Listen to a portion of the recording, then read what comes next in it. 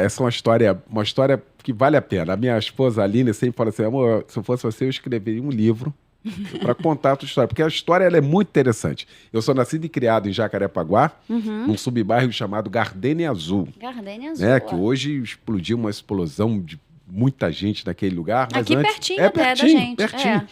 É, Nascido e criado ali. sim. Nasci em 18 de outubro de 1971 Uhum. e crescemos ali naquele lugar. Lugar precário na época, sem asfalto, como toda a comunidade, né, que Sim. começa suas dificuldades. Fiz o meu primário. Tem gente que acompanha a gente, hoje tem outro nome. Antigamente era o primário, da primeira à quarta série, Sim. também na Gardênia Azul, na Escola Helena Lopes Abranches.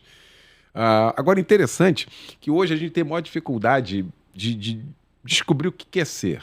Na verdade, alguém sempre fala assim, o que você quer ser quando crescer? Quem nunca ouviu essa palavra, É. né, quando criança? E aí a gente ficava assim, o máximo que a gente fazia era querer ser a profissão do pai. Independente da profissão do pai. Eu quero ser o que meu pai faz. Interessante, Kelly, que desde muito novo, desde criança, eu sempre gostei de rádio. É mesmo? Um dia desse estava lembrando de que eu pegava os rádios antigos, os aparelhos, e começava a sintonizar, e às vezes eu sintonizava rádio no Paraná em ondas médias. Hoje ninguém sabe o que é isso. Ondas médias, ondas curtas, né? Que eram as faixas do rádio. E eu ficava no meu quarto ouvindo aquilo, aí o som ia embora. Rádio AM, FM, nem pensar na época, né? Daqui a pouco o som voltava. E eu falei assim, um dia eu quero fazer isso. Um dia Então, você eu quero veio fazer. desde pequeno, desde... Eu ouvia a Rádio Globo, Rádio Tupi, a Rádio Boas Novas, lá onde eu comecei, os comunicadores, eu cresci, era um negócio assim que estava dentro de mim e eu começava a treinar e eu queria ser o fulano. Eu queria ser o locutor da hora, né? Sim. E eu ficava em casa, aí eu lembro que meu pai tinha um gravador, o National, nem sei se fabrica mais, ele tá comigo até hoje, eu guardei como relíquia. Olha. O National, e eu ficava treinando, eu botava para gravar, era fita cassete na época, daí eu ficava treinando leitura, ficava treinando tipo Jornal Nacional, Sim. e garoto, e criança, a galera jogando bola e eu fazendo isso. Tudo bem. Chegou a idade de 13 para 14 anos, a gente estava ouvindo a Rádio Boas Novas AM, não tinha Rádio Melodia. A rádio que tinha na época era a Rádio Boas Novas, AM. Muita gente que está acompanhando aqui agora vai lembrar. Sim. Era a rádio do momento. E tinha um comunicador chamado João Dourado. Um dos grandes comunicadores do rádio. Foi um grande narrador esportivo na Rua Copa de 78, pela Rádio Mauá. E era um dos meus ídolos do rádio. E se converteu e foi fazer um programa na Rádio Boas Novas, que era a Rádio AM evangélica da época.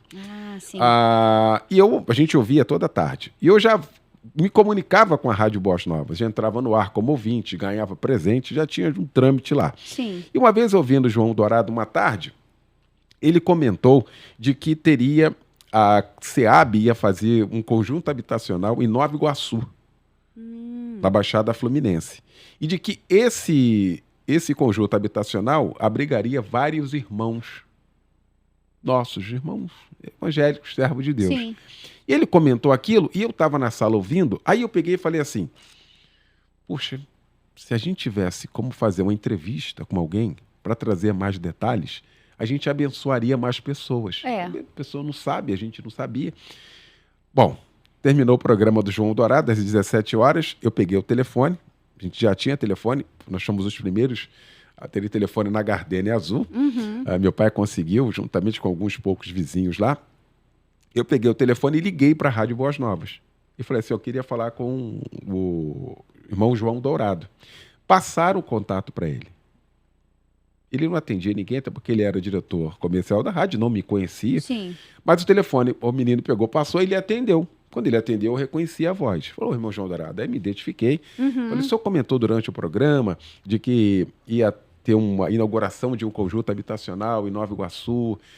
E eu achei interessante, eu estava aqui ouvindo, se a gente pudesse buscar mais informações, os ouvintes, nossos irmãos seriam abençoados, não sei o que e tal. Aí eu falei assim, se eu fizer uma reportagem, o senhor coloca no ar? Aí ele falou assim, olha, então você faz a reportagem, a entrevista, traz aqui, eu vou ouvir, se eu achar que devo colocar no ar, eu coloco, senão eu lhe agradeço. Falei, combinado, pronto, ali bastou. É mesmo? Eu peguei a minha a minha mochila, tirei os livros e o caderno, comprei pilhas National. O National era 4 pilhas grandes. Pedi dinheiro ao meu pai, comprei e falei, pai, amanhã como é que eu faço para chegar em Nova Iguaçu? Morando aqui na Gardênia. 13 para 14 anos, um adolescente. Não. Falou, você vai para onde? Eu contei a história para ele. Ele falou, então você vai pegar um ônibus até Madureira você vai pegar um trem, aí você vai acompanhando o trem, solta em Nova Iguaçu.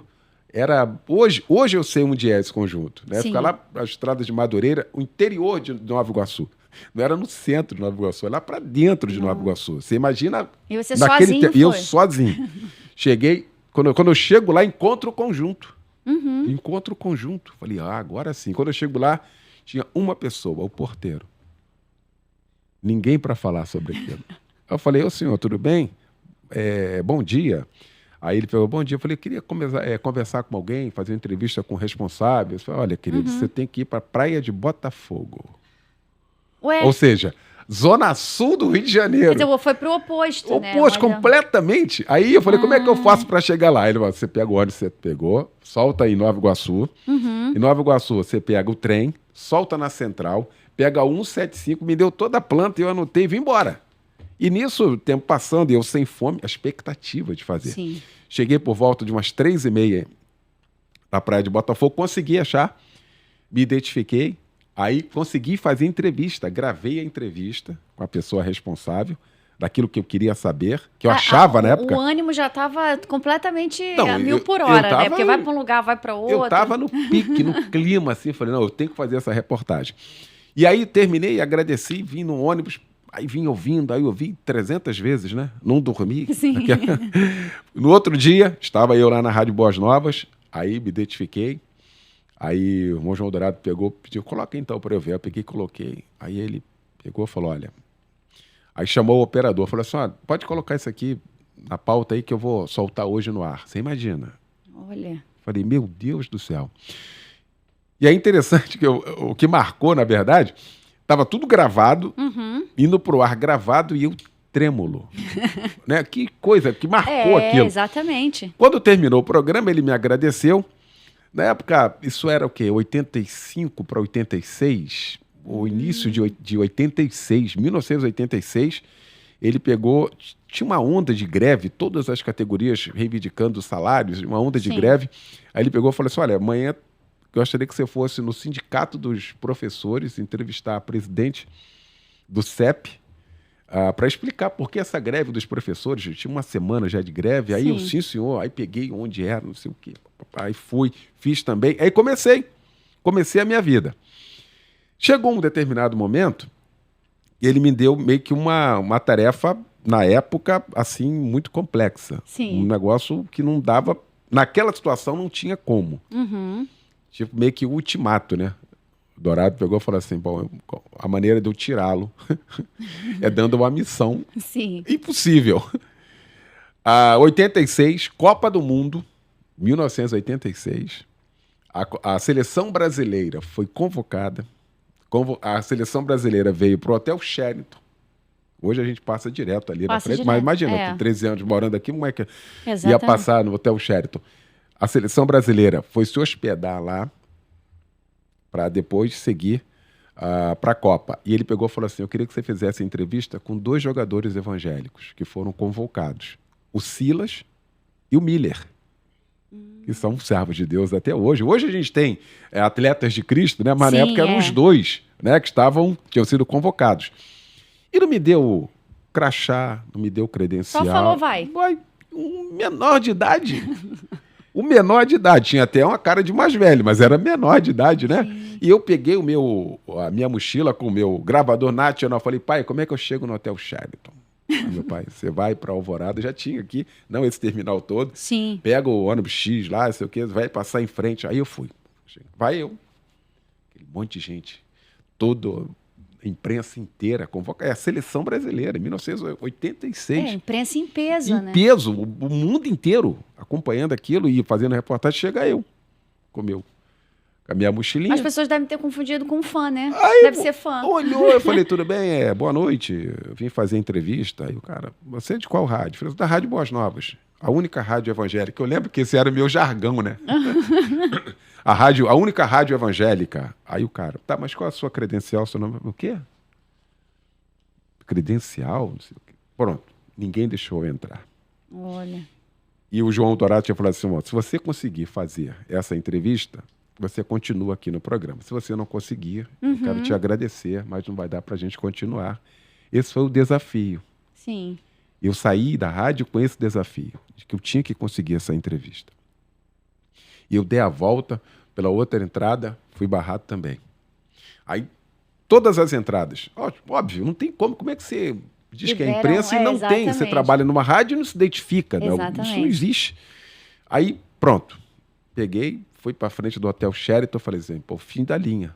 Acabou o sonho, né? O sonho acabou, aquilo que eu queria. Tive a oportunidade, tive o gostinho, né, de fazer algumas reportagens e essa eu não consegui. Eu estou em frente ao Hotel Sheraton. Olha, por isso que eu falei que essa história é interessante. Como Deus trabalha. E aí é Deus, né? Aí é Deus. A gente que é servo do Senhor sabe como é que Deus trabalha. Os mínimos detalhes. Estou eu assim, já com a minha cabeça longe, falei, agora, o que eu vou fazer? Não tem rádio mais. Eu não vou conseguir fazer entrevista. Porque a ideia era, se eu conseguisse a entrevista, eu ia continuar. Se eu não conseguisse, eu não continuaria. Sim. Aí eu estou em frente, assim, ao Hotel Sheraton, cabeça longe. Aí eu vejo que para um carro branco, assim, e alguém daí fala assim, tá perdido aí, cara? Aí quando eu olhei, quem era? Era um operador da Rádio Boas Novas, meu amigo da Rádio Boas Novas, operador, que também trabalhava na TVE. Ele era cameraman da TVE.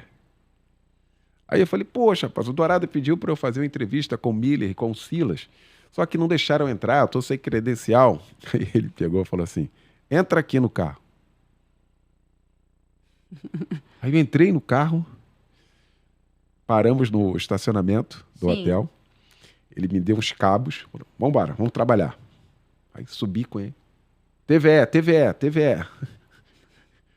Ele foi na recepção, conversou com a menina, pediu contato do Miller ou do Silas, conversou com os caras. O Miller foi pro quarto do Silas, ele subiu comigo, eu fiz a entrevista com os dois naquela noite, me despedi e vim embora. Quer dizer, num cenário tinha tudo pra você, então é isso, tchau, acabou, não dá mais. Que legal essa Olha história. como é que Deus conhece o nosso coração, o desejo do nosso coração e a sinceridade de fazer. Sim. A sinceridade, eu fui com toda a pureza da minha alma. Se eu pensasse um pouquinho mais, eu assim, então me dá uma carta, pelo menos, de que eu represento uma rádio, não é? Mas não, aí não tinha história para contar, não tinha história para contar, não tinha milagre, você falou tudo, um milagre. E aí quando eu cheguei lá, eu falei, e aí, conseguiu? Consegui. Mas como? Coloca aí, coloquei. Miller e Silas, nossos irmãos em Cristo até hoje, graças a Deus, nós fizemos a reportagem. E aí eu continuei na rádio, eu já fiquei na rádio.